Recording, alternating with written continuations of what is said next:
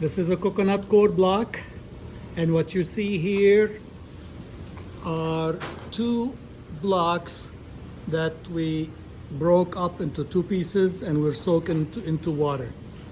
So you see how much it expanded.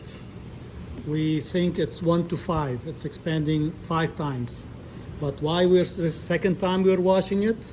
And the reason is to wash off the salts, magnesium and too much magnesium and potassium that we need to wash off, because when we measured initially the EC was very high. So we're washing it again, wash off all the salts, and we are measuring the EC again. Hi.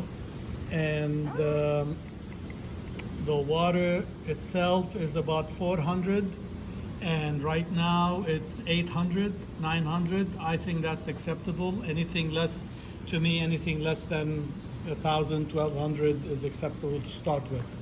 So this is second wash. Of course, we're gonna dump this water and mix it. With the trial we are doing is we're gonna mix 50% perlite, 25% coconut core, and 25% peat.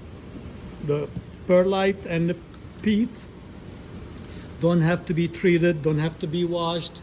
They are there, ready to use. The coconut core is the only thing we need to do. So if you start with this mixture, wash it, adjust the pH, then you're gonna get premium quality mixture, especially for a premium crop, and by that I mean finicky crop like strawberry. Ideal soil for strawberry is much better than a tolerant crop like peppers. You can grow it in any peat mix. You can grow it in pure perlite if you like.